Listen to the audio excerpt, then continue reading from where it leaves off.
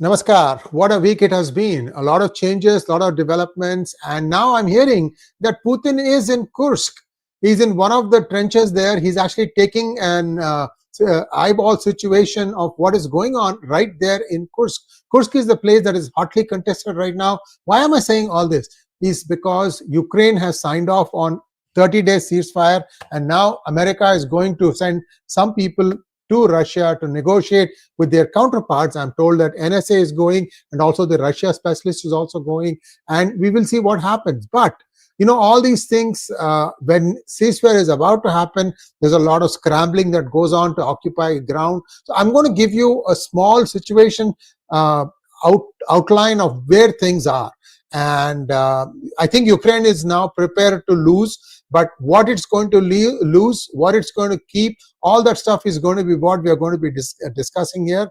Even if there's a 30-day ceasefire, many people are not sure how long it will last. But be that as it may, one of the reasons why Russia was able to make this rapid progress in Kursk is believed to be the fact that US withheld intelligence for 2 or 3 days. And then upon a personal request from Keir Starmer to Trump to say, please do this thing, the arms got resumed, arms shipments got resumed, and the intel sharing got started. And I think now Ukraine is sort of back to where they were, but between March 2nd to March 6th, a lot of damage has happened. I'm telling you all these things because much water has flown down the Dnipro river, and unfortunately in this case I think Ukraine has ceded some ground. If they had properly done it on 28th February, a lot of things could have been saved, including many valuable lives that are at risk in the Kursk area. And I'm going to talk to you about that. We have a map. We will show you all the places where it is sinking and it's expanding, all that stuff in just a moment. Please like this video as we go through this slide deck. Next slide, please. So Trump has brokered a 30-day ceasefire between Ukraine and Russia, and that was negotiated in Jeddah, Saudi Arabia. There was Rubio there and a bunch of other people from the United States, and their equivalent counterparts from Ukraine joined, and this has been agreed to. This has also been agreed to by the other people who are holding this 100-year agreement pact with Ukraine, that is the United Kingdom, which means more or less the deep state also has decided to go along. What is it that is in there? We are going to take a look at that in just a moment. And so far, Russia has not responded to this, and Trump is saying, look, if you don't respond soon, there will be devastating consequences. Now, Putin believably, allegedly, and I shouldn't say allegedly, it is believed that Putin wanted to go and look for himself, see for himself how the situation is in Kursk. Can we have the map, please, now? We're going to go between two things, one slide deck and a map, where we'll be talking about what is the situation. Yeah, that's great. So you can see here, the area that is dark, that is the area that Russia has laid claim to, or it is under the control of Russia. Now, if you zoom in a little bit, you will see where the Kursk incursion took place. That was in August 2024, where they, not this one, go to the other place, please. This is the Kursk, sorry. This is the Kursk incursion. Now, if you look at this, this is where this Ukraine captured this area in August 2024, and now they have many people trapped there and they are trying to take them out, and it is believed that Russia is trying to encircle the troops that are still in Kursk. This is very sad what is happening. I think I told you yesterday that just like a James Bond movie, they had troops go through an oil pipeline and surprise the Ukrainians. And that is one of the things that's happening. Now let's go to the next slide, please. Okay, so here what you're seeing is Kharkiv incursion. They try to get into Kharkiv. They have some areas in control there also. You can see Russia is controlling that. So they have got some bits and pieces here and there. Next one, please. Now here what it is this is part of this Donbass region, and they are trying to advance in 4 places. You can see there. I can't read it, it's too small for me.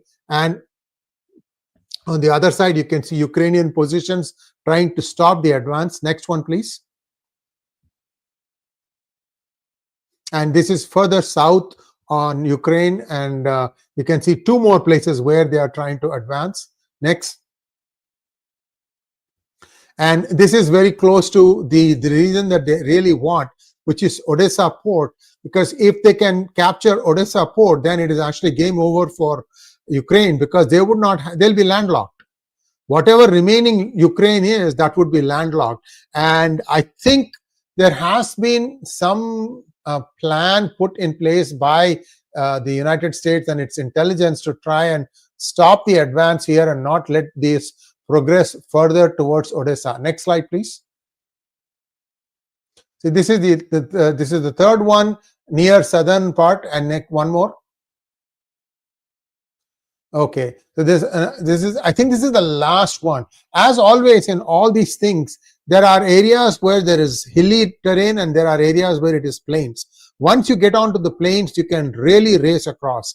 And I think that's what Ukraine is concerned, that they should stop Russia from getting to the plain region. They would catch them rather in the mountainous region. Now let's get back to the slide deck. Thank you. So next slide, please. Now, Trump has stated that we need peace, but I can do things financially that would devastate Russia. And he said that Ukraine, rather than Russia, has been more difficult, because you saw that Zelensky walked away from signing the mineral deal agreement 3 times. Now, what I think US has said is, let's deal with the mineral deal later. Let's first try and make sure that there is a 30-day ceasefire. It's also possible that the military deal, the mineral deal, has been worked out in a slightly different way. Because once it became public that there was another 100-year agreement that the United Kingdom signed with Ukraine, then all bets are off. What is the point in having Zelensky sign a mineral deal with the US when he has already given some of these rights to UK? You can't have 2 people claiming the same land or the same minerals. So the things are in a bit of a flux there. And I think both UK and US will have to say, listen, this is not the way it's going to work. So now this deep state, City of London and United States have to come together. My guess here is that it would be the United States that would ultimately prevail, just because they have given more money.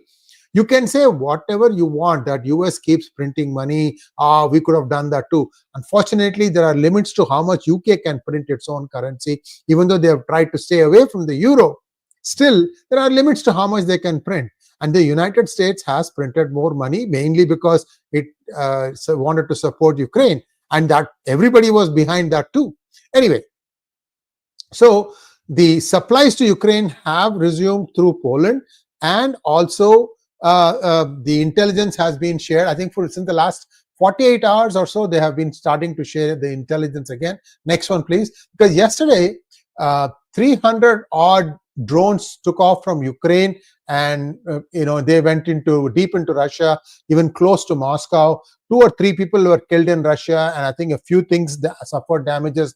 In return, Russia has sent about 140 drones at Kiev, some damage there too. So this is now becoming again back to the drone fair that we talked about. Also remember that I had talked about a couple of new drone technologies that Ukraine is using now, that is built by Ukraine, that appears to be able to penetrate the defenses of Russia.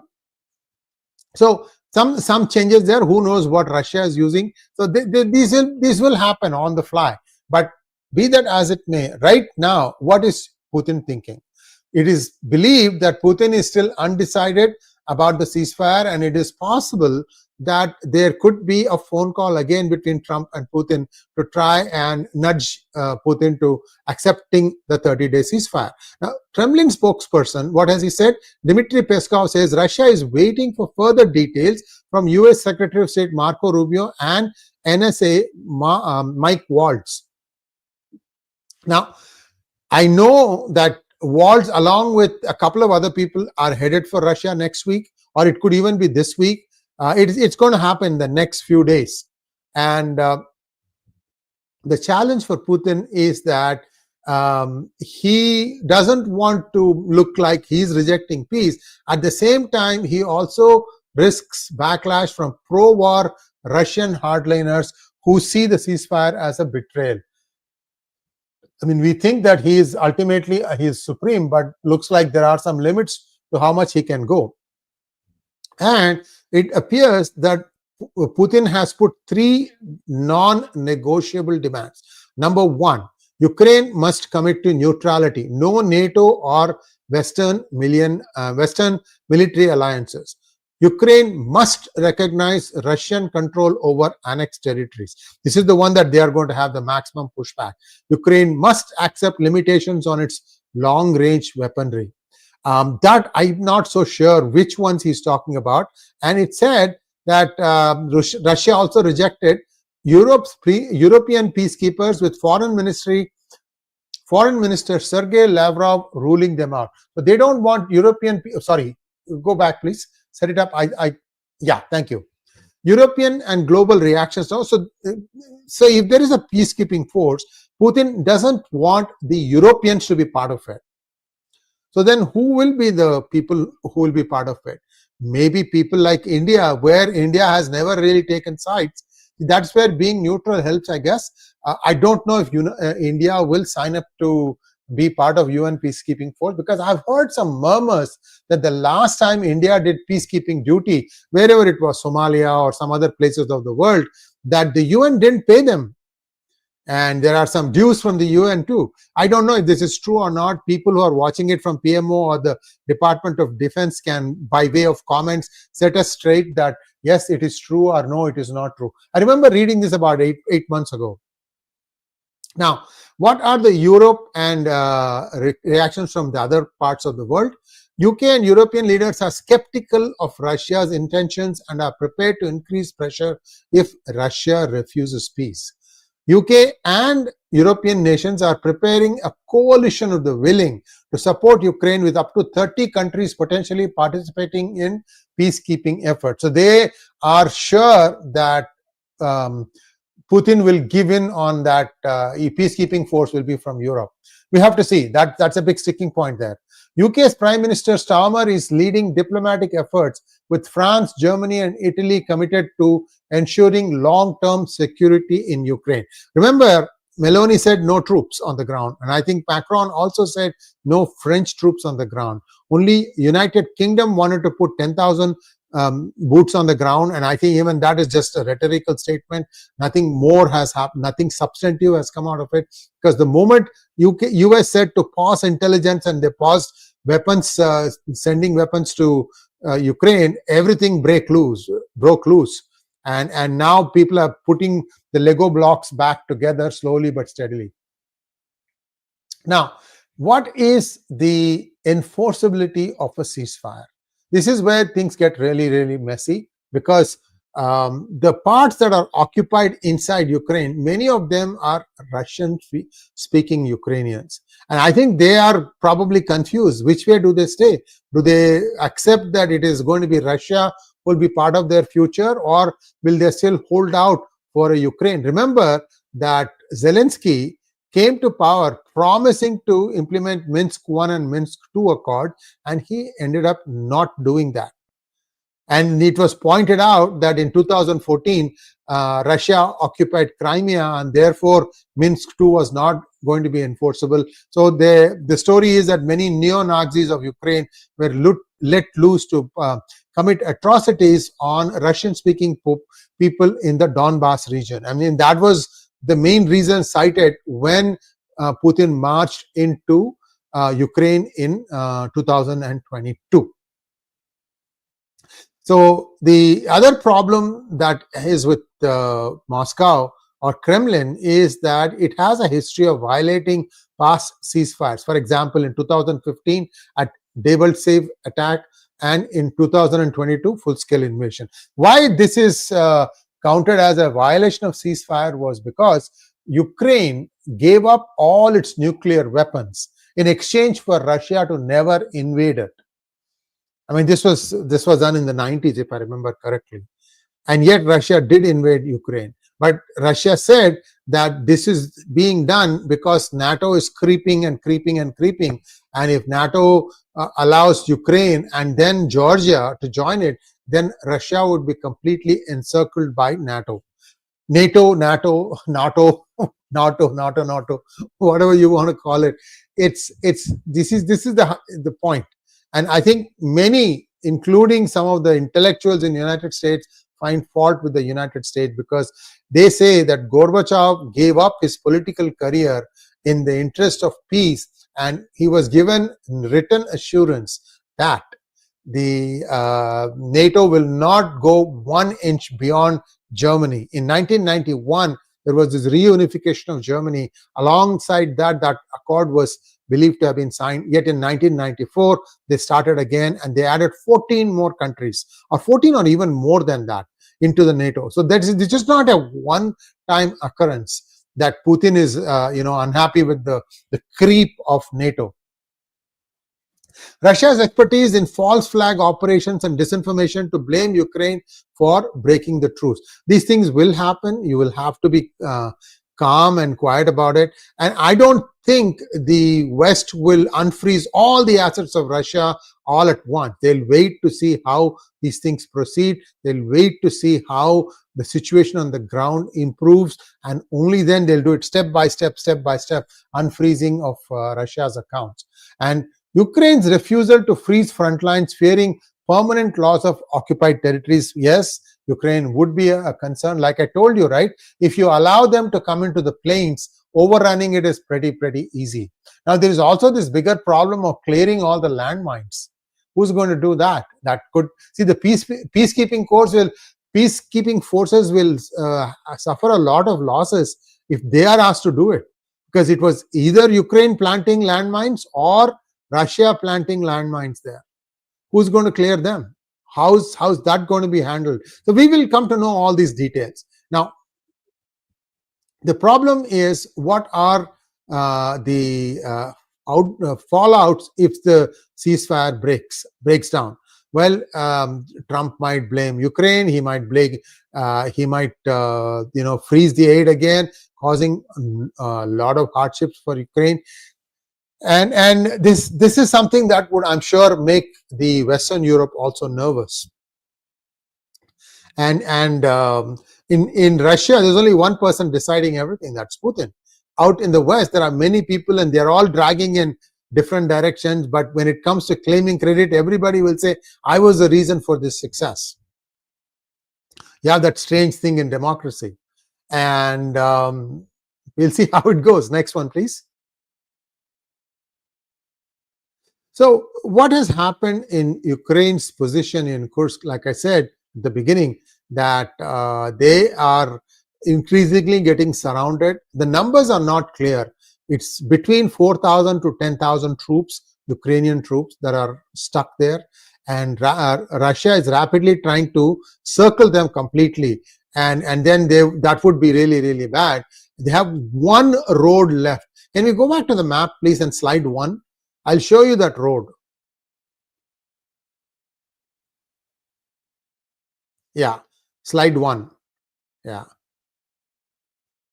And just expand it, please, near Kursk. Yeah. Keep going. One more. See that road? That is the road. And it is believed that Russia is actually, Russia is on both sides, okay, of this small blob. Russia is on both sides, and they are trying to, one is moving south, one is moving north, to make like a pincer-like operations to cut off retreating Ukrainian troops from there.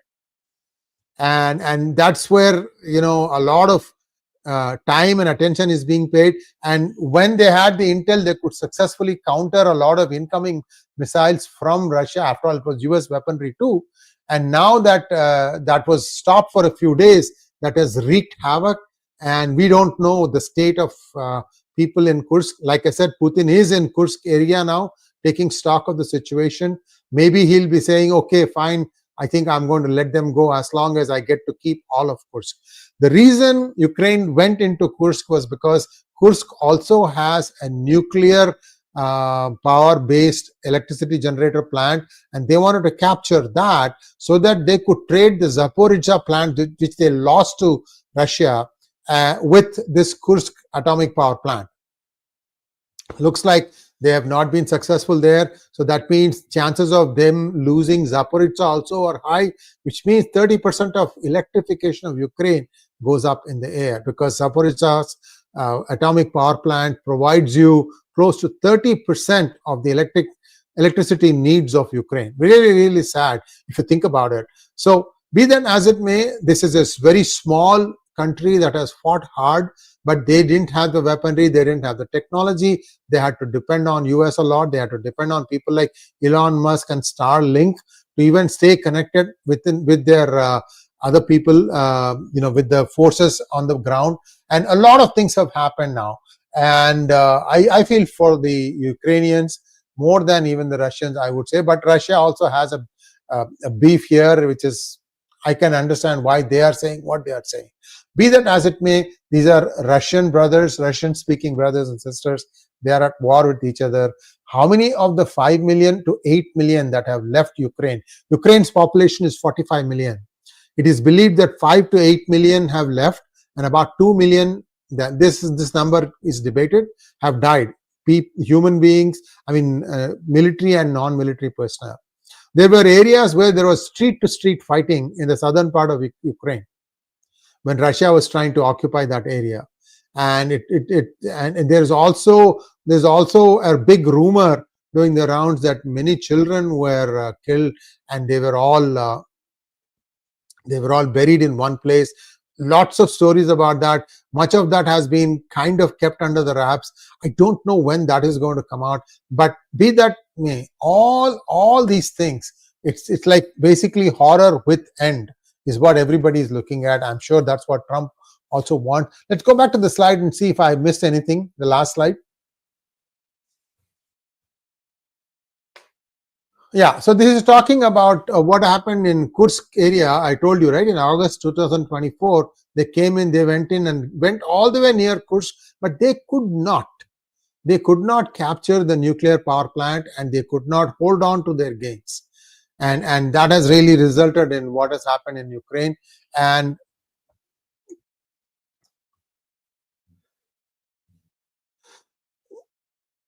so think about what is going to happen for Russia. If Russia gets back Kursk area, then that area is completely regained, and they will probably want to hold on to what parts they have in the Donbass region, although I don't see the entire Donetsk and Luhansk states being in control of Russia. They only have some parts of it, and the remaining will be with Ukraine. This place is going to be messy, guys. Those two states are Russian-speaking population. Where will their loyalties be? Those who are still with Ukraine, but their mother tongue is Russia, and Russia is just close, breathing down their neck. What's going to happen? So this is going to be an uneasy truce. I can see that clearly. And Ukraine would not want to cede any more ground than what they have to. So we'll see how it goes. At one point of time, Ukraine was dreaming of even recapturing Crimea, but that's not even, I think, for debate right now. And who is going to be the person deciding all this? Is Moscow saying that, okay, we'll accept this 30-day ceasefire and then wait and see how things play out? Or will they refuse and Trump will put more sanctions on Putin, and this would look like Trump will be like Biden ×2? But would that impact Russia?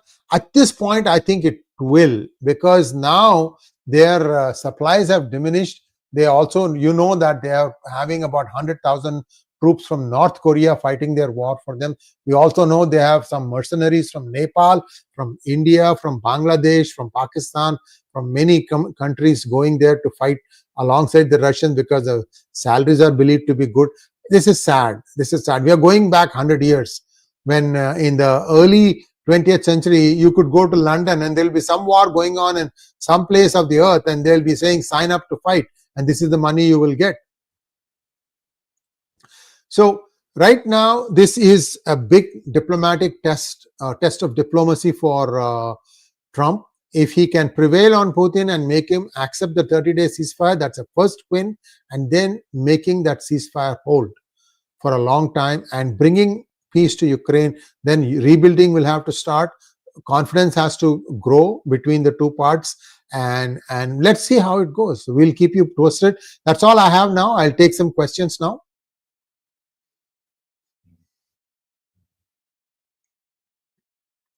Pawan Kishore wants to know, will Russia bend to Trump's warnings given Putin's egoistic nature?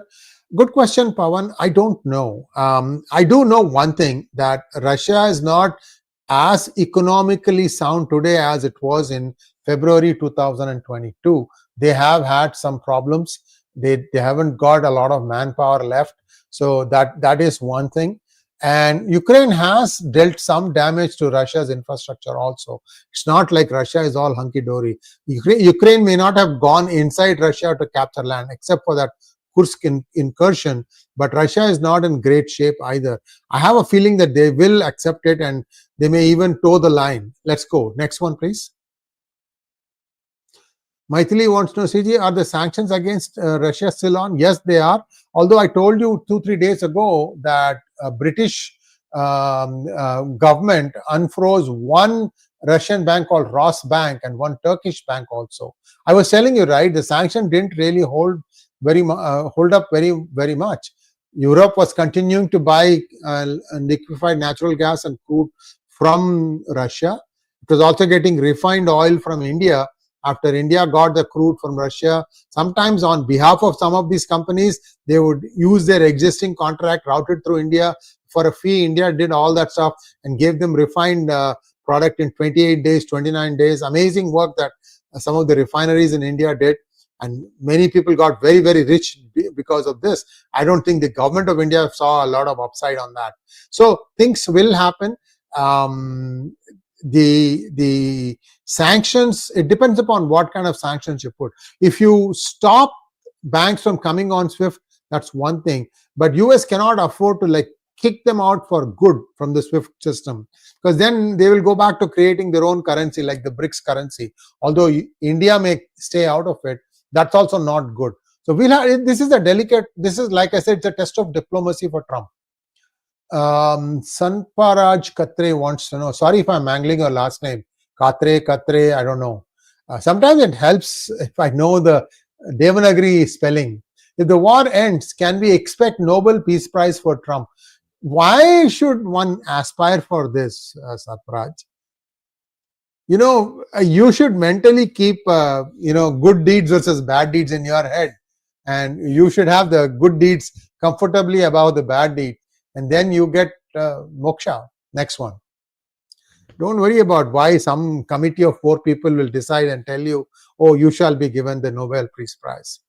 Remember the first term senator, within his first year, I think Obama got the Nobel Peace Prize because it was believed that would help him win the presidency, and it did.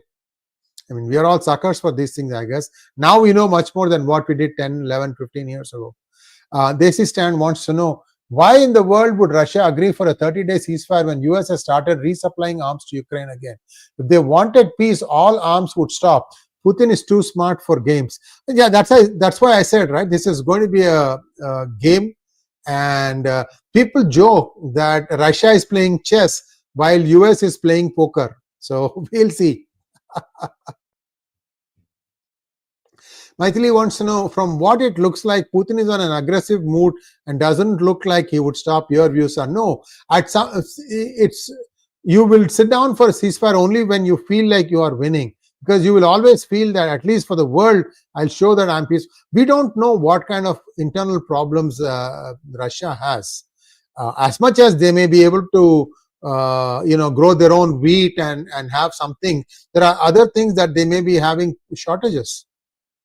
So I have a feeling that there will be a ceasefire. Next one, please. Pawan Kishore wants to know, where can we find the violation of NATO agreement on expansion for our knowledge? Where do we need to search for? What do we need to search for? Pawan, look for Professor Jeffrey, J-E-F-F-R-E-Y,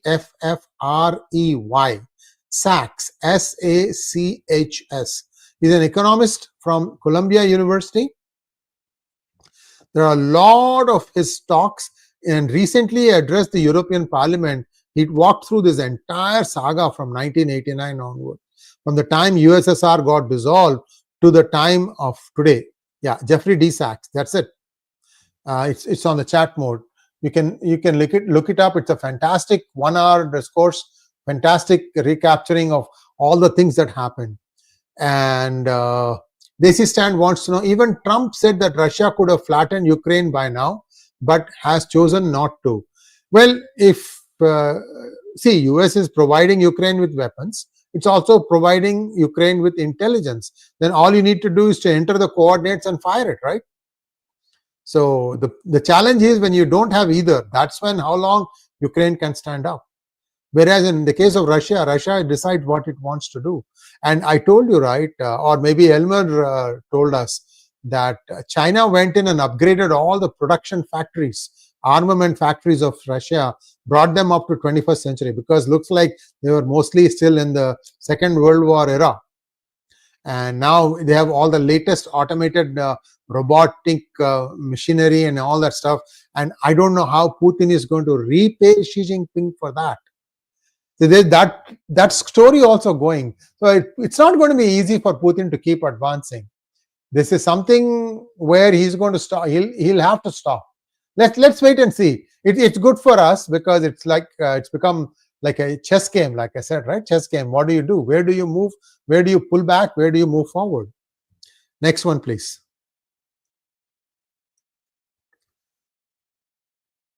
Sree Ramachandraya Namaha. Sir, how Russia has veto power despite USA hates Russia? This was agreed to when the United Nations was formed. The Security Council always everybody has veto power there. Not just Russia, it's the US, it's France, it is UK.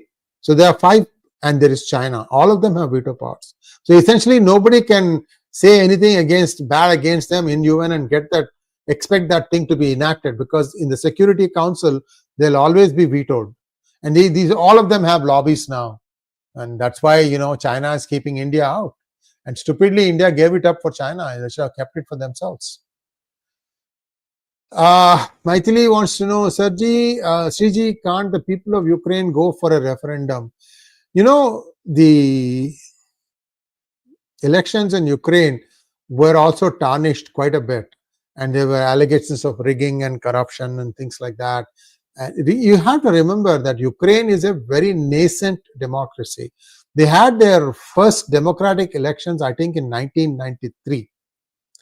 It's because it's in the news now that everybody is woken up to read about Ukraine. Ukraine has always been very strong in basic sciences. Their university curriculum is very good.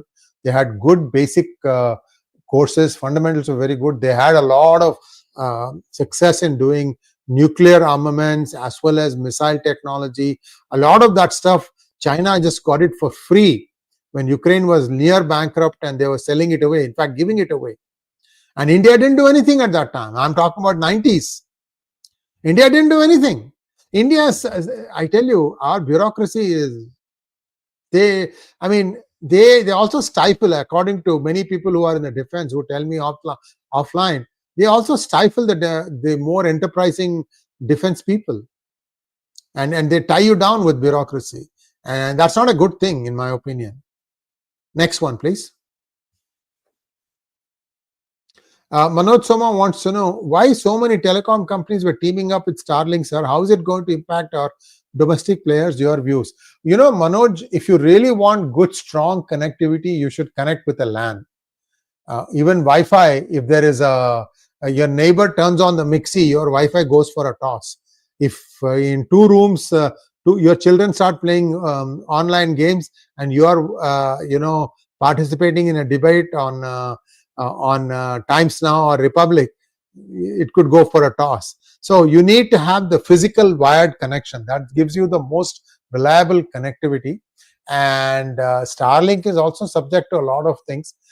It is more of a complementary nature, not an alternative for what we already have, like Jio or Airtel. Next one, please. 𝗪𝗏𝗏 Jha wants to know, if Trump fails, how do you see India's role in bringing Russia to the peace table? If Trump fails, he has all the jokers and he has all the aces. If he fails, then I don't know. I think Russia is also quite weak. It's like I said, they owe a lot of money to China. I don't know how they are going to do that. And I'm curious how that reconcilement happened, because they went behind China's back and enlisted North Korea's support. The fat boy got all his satellite information switched over from a Chinese satellite to a Russian satellite. And now the TV in North Korea uses Russian satellite, not Chinese satellite. Much of the communication is using Russian satellite. And so there are lots of undercurrents there. It's not going to be so easy. Let's wait and see. Pawan Kishore wants to know, sir, when was USSR disintegrated? Is it after World War II or before World War II? Oh, no. 1989.